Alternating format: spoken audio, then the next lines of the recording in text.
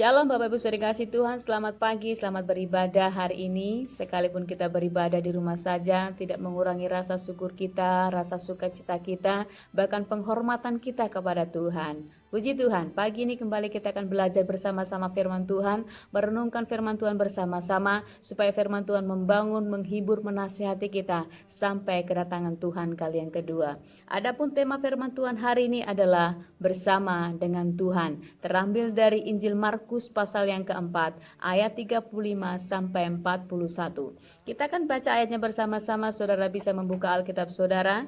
Kita akan baca ayat emasnya bersama-sama dalam ayat yang ke-40. Injil Markus pasal yang keempat, ayat yang ke-40, demikian firman Tuhan. Lalu ia berkata kepada mereka, "Mengapa kamu begitu takut? Mengapa kamu tidak percaya?" Amin. Hari-hari yang menakutkan, hari-hari perkabungan bagi negeri kita hari ini.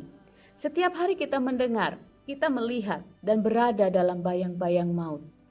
Ketakutan ada di mana-mana, kegelisahan dan kesedihan karena kematian orang-orang yang dikasihi. Saudaraku, dunia dalam masa kegelapan hari-hari ini. Ini bukan hanya terjadi di Indonesia, tetapi terjadi di seluruh dunia.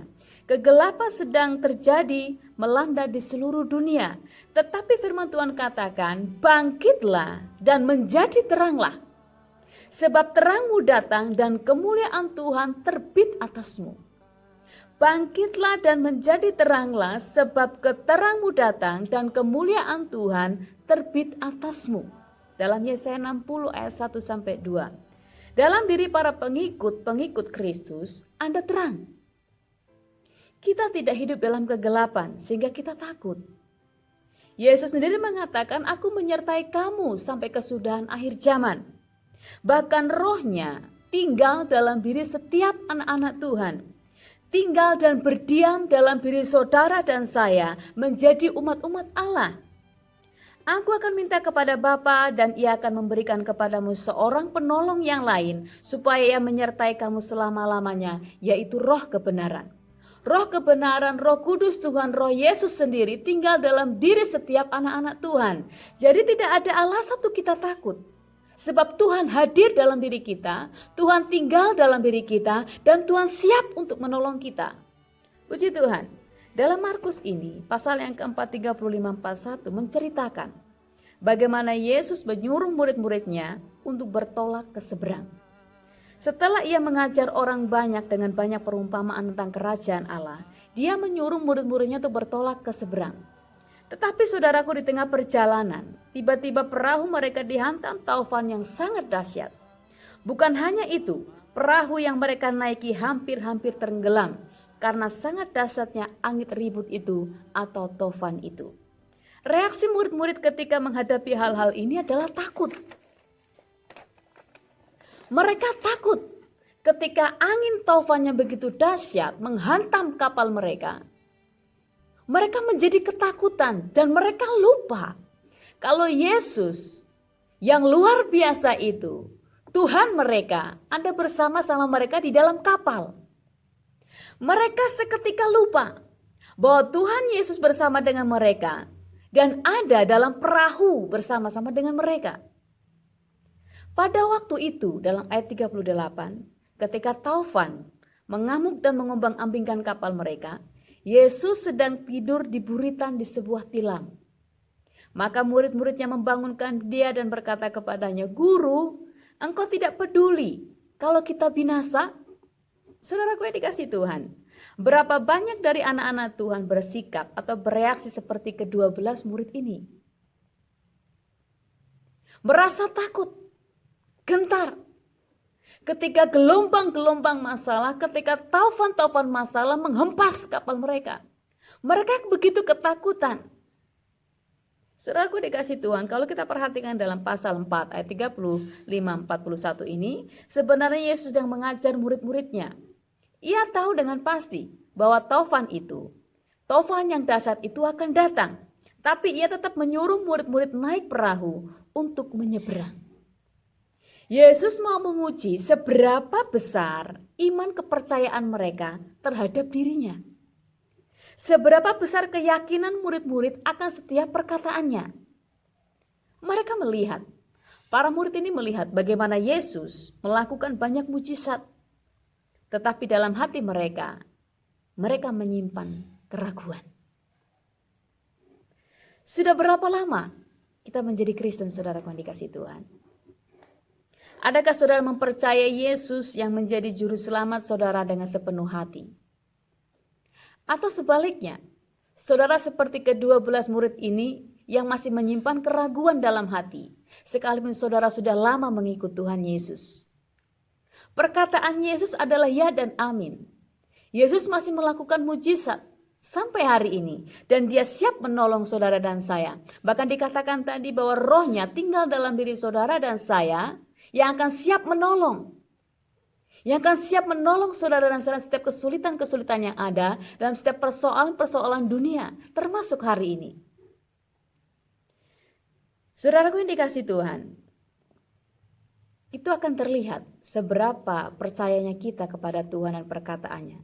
Ketika ada tekanan, ada masalah, atau situasi yang menakutkan, seperti pada hari ini. Pandemi COVID-19 yang terus bermutasi.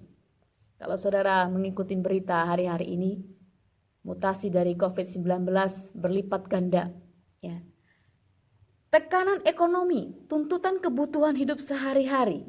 Adakah saudara bereaksi sama seperti ke-12 murid ini? Takut. Puji Tuhan, Yesus ada bersama dengan kita.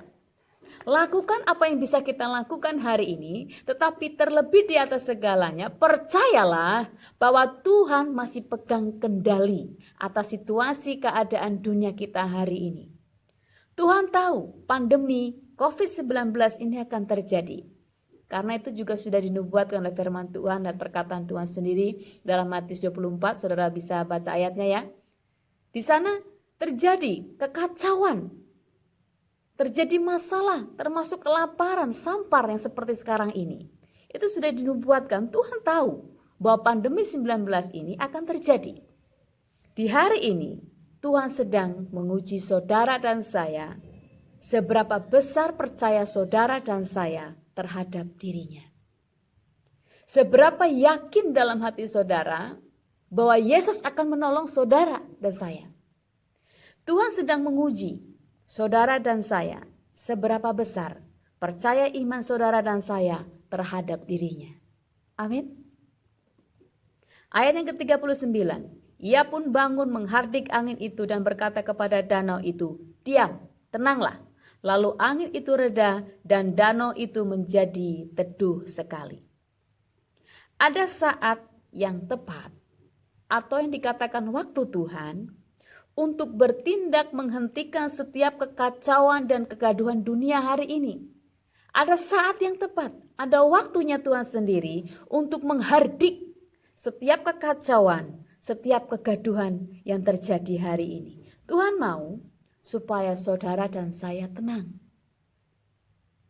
Di dalam roh saudara dan saya tenang, dalam jiwa dan pikiran saudara dan saya tenang. Mempercayai Dia dalam situasi dunia yang gelap hari ini. Tuhan katakan jangan takut. Tuhan menyertai saudara dan saya. Yesus masih tetap sama. Kalau Dia melakukan mujizat pada waktu-waktu yang sudah-sudah, pada zaman dulu, rohnya masih bekerja hari ini untuk melakukan mujizat, menolong setiap anak-anak Tuhan dengan caranya. Amin. Ayat yang ke-40 sudah kita baca tadi. Lalu ia berkata kepada mereka, mengapa kamu begitu takut? Mengapa kamu tidak percaya? Tuhan sedang menguji saudara dan saya, seberapa percayanya saudara dan saya terhadap dirinya dan perkataannya. Dalam Ibrani 13 ayat 8, Yesus Kristus tetap sama, baik kemarin maupun hari ini dan sampai selama-lamanya. Amin. Yesus memperhatikan saudara dan saya. Dia peduli dengan saudara dan saya. Dan Dia memahami, mengerti apa yang sedang kita alami hari ini. Dunia masuk dalam kegelapan, tetapi dalam diri saudara dan saya sebagai anak-anak Tuhan, murid-murid Yesus ada terang. Dan terang itu terbit atas setiap anak-anak Tuhan. Amin. Bersama dengan Tuhan kita bisa. Bersama dengan Tuhan kita kuat. bersama dengan Tuhan kita akan mengalami mujizat. Puji Tuhan. Tuhan Yesus memberkati. Amin.